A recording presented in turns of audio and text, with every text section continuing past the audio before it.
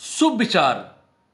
जिस प्रकार दर्पण जब चेहरे का दाग दिखाता है, तब हम दर्पण नहीं तोड़ते, बल्कि चेहरे पर लगे दाग को मिटाते हैं, साफ करते हैं। ठीक उसी प्रकार हमारी कमी बताने वाले व्यक्ति पर क्रोध करने के बजाय हमें अपनी कमी दूर करनी चाहिए। मेरे प्यारे विद्यार्थियों, सुप्रभात। मैं हूं doctor Chhotelal Gupta, assistant professor, विभागाध्यक्ष, हिंदी विभाग, जमनीलाल महाविद्यालय, हाजीपुर वैशाली।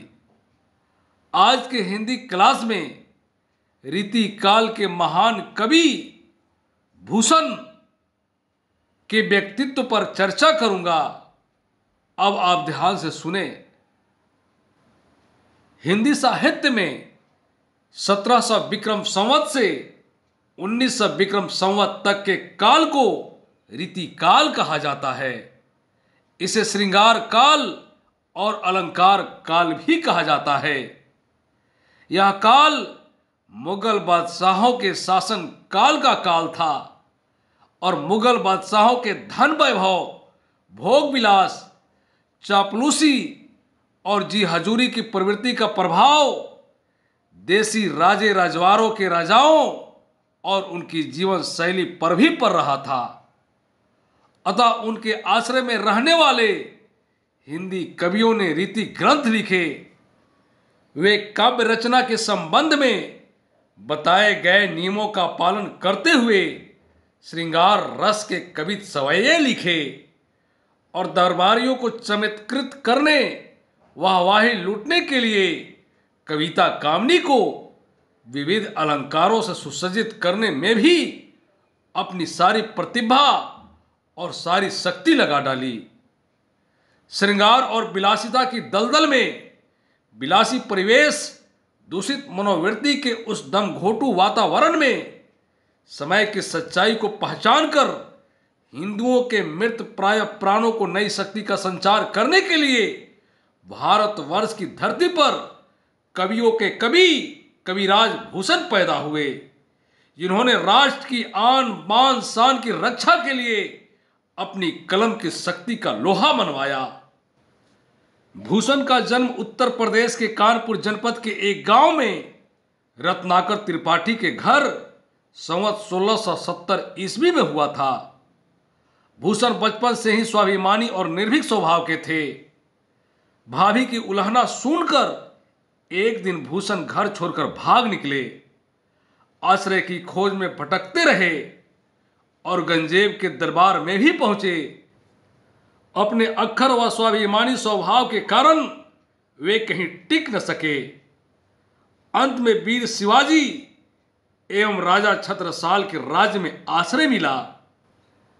उन्होंने वीर शिवाजी एवं बुंदेल वीर छत्रसाल की प्रशंसा में काव्य रचना करते हुए 3 प्रमुख ग्रंथ लिखे: शिवराज भूषण, शिवा बावनी और छत्रसाल दशक।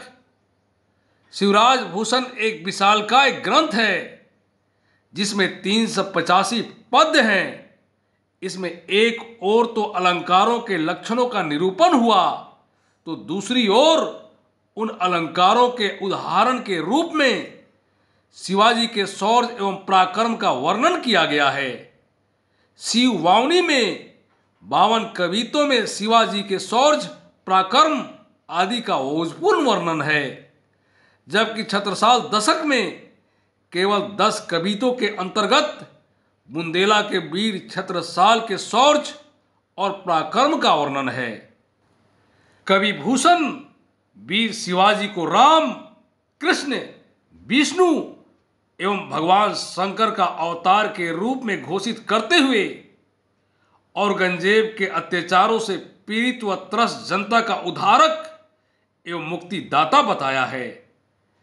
कवि ने औरंगजेब के क्रूरतापूर्ण व्यवहार का उल्लेख करते हुए बताया है कि उस समय हिंदुओं के देव स्थानों को गिराया जाता था, देव मूर्तियां तोड़ी जाती थी और मंदिरों को गिराकर वहां मस्जिदें बना दी जाती थी। हिंदुओं के पूज्य पुरुषों महात्माओं को सताया जाता था। इस स्थिति का चित्रण भूषण ने अपने निम्न कवित में किया है। देवल गिरावते फिरावते निशान अली, ऐसे समय राव रानय सभय गए लब की। यदि वीर शिवाजी न होते तो संभवतः सबको मुसलमान बनाकर उनकी सुन्नत कर दी जाती। मुगल शासक बल प्रयोग करके हिंदुओं की पहचान मिटा रहे थे, उन पर अत्याचार कर रहे थे, उनके पूज्य पुरुषों का अपमान कर रहे थे और उन्हें धर्म भ्रष्ट करके बलपूर्वक मुसलमान बना रहे थे। ऐसे समय में शिवाजी ने हिंदू धर्म की रक्षा का बीड़ा उठाया और स्वधर्म एवं स्वाभिमान की रक्षा की। भूषण ने ऐसे जननायक की प्रशंसा में जो कविता लिखी है उसे चाटुकारिता पूर्ण प्रशंसा मात्र नहीं कहा जा सकता, अपितु वह तो जनभावना की सच्ची अभिव्यक्ति है। भूषण वीर रस के ओज से संपन्न राष्ट्रीय कवि थे। उनकी कविता में राष्ट्रीयता का तत्व विद्यमान है। आचार्य रामचंद्र शुक्ल ने भूषण के बारे में टिप्पणी करते हुए लिखा है, शिवाजी और छत्रसाल की वीरता के वर्णनों को कोई कवियों की झूठी खुशामद नहीं कह सकता। वे आश्रयदाताओं की प्रशंसा की प्रथा के अनुसरण मात्र नहीं है।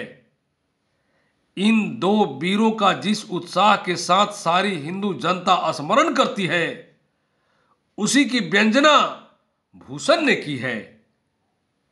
अतः हम कह सकते हैं कि भूषण के काव्य में तत्कालीन सामाजिक, राजनीतिक, धार्मिक एवं सांस्कृतिक चेतना विद्यमान है।